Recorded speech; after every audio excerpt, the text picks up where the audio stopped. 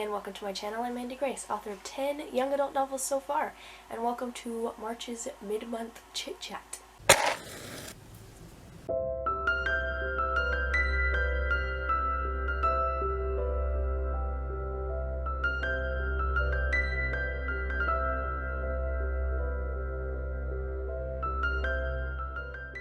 This is the video where I just set up the camera, no script, drink tea out of this mug, and chat about my reading and writing life. We're going to start with reading, just to get it out of the way. So, if you've been keeping up with my channel this year, you may have noticed have not been reading a lot. In January, I read... oh, where have I put it? Here we go. I read 27 pages of The Hero of Ages. In February, I bumped that up to 102 pages of The Hero of Ages. That's how far we are, you guys. It's not great. But I have actually been reading this month. My goal for this month is very small. Finish the book. That's the goal. That's basically everything. Oh, I did my March's writing craft book already. That vlog is already edited as well. It might already be up on the channel. I don't know. We read The Emotion Thesaurus for this month. I've already used it while writing. It's great. Love it. Moving into the writing world. I think in February's mid-month chit-chat, I'd already started, I'd already started book 2 in the Robin Hood rewrite. So for anyone who doesn't know, if this is weirdly your first video on this channel, I am rewriting a Robin Hood series that I wrote, well, started about a decade ago, and then wrote and published, you know, in the years between there. I finished all of the Robin Hood saga in 2020, so 2 years ago. But I started all this much longer ago. The point is, I published them under Amanda Grace, and now I'm rewriting them and publishing under Mandi Grace so that all my books are in the same brand. That's what's happening. Lucy's Legend was twice as big. That's book 1. Was twice as big after the rewrites. Currently, I am sitting at 65-ish thousand words in book 2 rewrites. The original document is 60,000, and we are roughly in the middle of the story right now. So I think book 2 is also going to be twice as big, which is going to be an excessive amount of words. I have never written a book over 100k before. In fact, until the rewrites, I had never written a book over 90k before. It's a lot. I think it will be good, but it's a lot. I don't think I have anything super interesting to remark on with rewriting book 2 right now. I'm rewriting it, and I'm about halfway done. Yeah. I don't know if you want more details. I am vlogging the whole experience. Right now there are 9 or 10 by the time this one comes out. Rewrites vlogs, chronicling book 1 and book 2. I don't know how many more vlogs book 2 there will be. Probably a few. There were 5 of book 1. But I'm on the 5th one of book 2 right now, and it's, you know, we're only halfway through the book, so there might be 10 of them, which feels like a lot. But anyway, yeah, that's the writing situation. I don't really have a lot to chat about, apparently. I've been doing Bethany Atazada's course, her self-publishing course. It has been fairly hot. Burn my fingers. It has been very similar to Publish and Thrive, but I've been enjoying it so far. I've made it to through 2 sections, which are basically like the module breakup of Publish and Thrive, except these are just called sections. Yeah, we've made it through the, like, write the book, edit the book sections. Today's videos were about working with editors. So I think we're going to move into the publishing and marketing stuff, which is actually what I'm interested in, because that's the stuff that I am less good at or don't know as much about.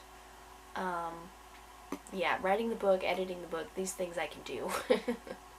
But getting it out into the world where people actually see it and read it and review it and all the things, like, that's harder.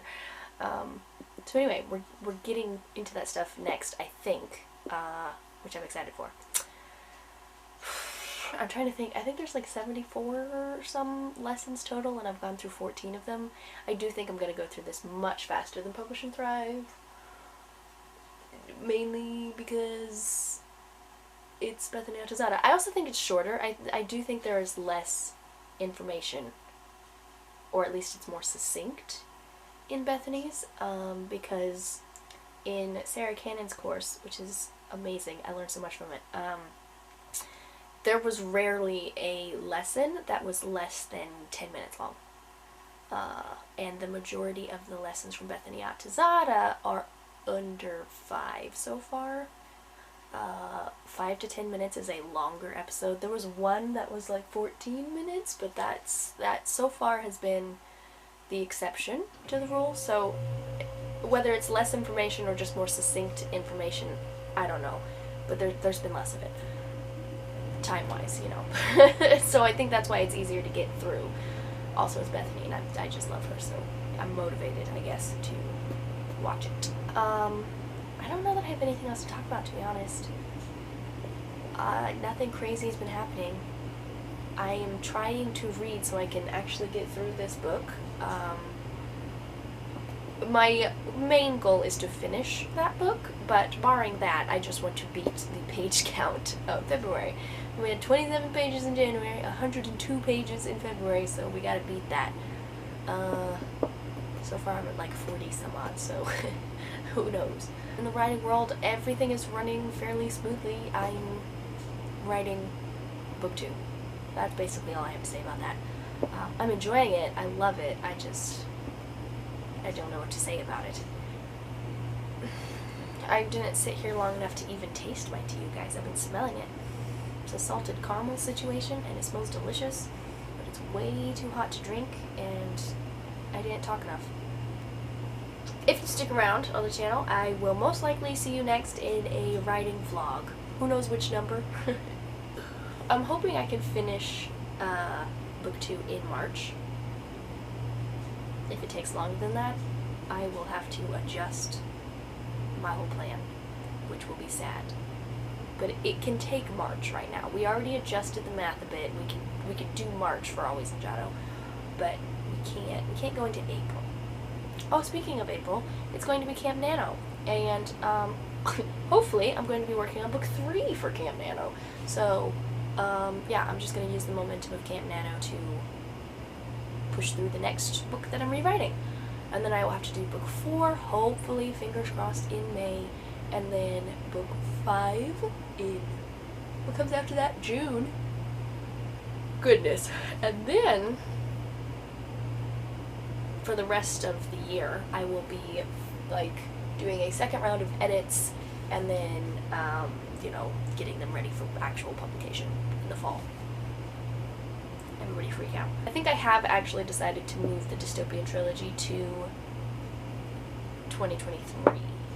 I'll probably keep saying I'm rewriting 8 books this year, because possibly, here's the deal, my goal originally was to do, I said I had nothing to talk about, and now I'm about to rant. My goal was to do the 8 books, January through August, and then publish at the end of the year.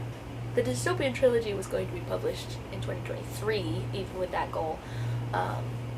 But I didn't really take into consideration until just now, while I was thinking about it, that even if I moved the dystopian trilogy from, what would it have been, July, August, no, June, July, and August were the months that they were going to be. If I move them from there, I don't necessarily have to move them all the way to 2023, I can move them to the end of the year. When everything will be done, hopefully, I'll just be publishing. So I'll have, like, the weeks of publication in each month that I'll want to be focused on, you know, book 1, book 2, book 3, whatever, in the Robin Hood series, but I'll have 3 weeks every month that I could be working on the dystopian trilogy. The dystopian trilogy are my smallest books. I think one of them is like 30K. Granted, everything so far that I've been rewriting has doubled in size, presumably. I've really only rewritten the one, and I'm halfway through the next one. But anyway, everything's been growing exponentially, so they probably will as well. But they are the smallest books right now, which means even if they double, they will still be the smallest books. So, yeah. I could knock them out between August and December while I'm publishing the Robin Hood series. I like this plan. Then I can still rewrite 8 books in a year and feel like I had done what I set out to do.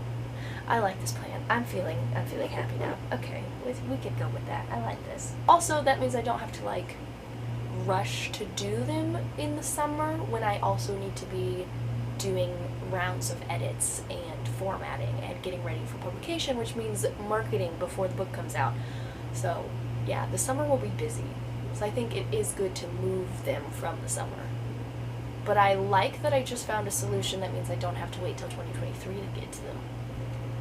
Why did you turn on? You know you're very loud in the background. It's a little rude. I don't know where that is either.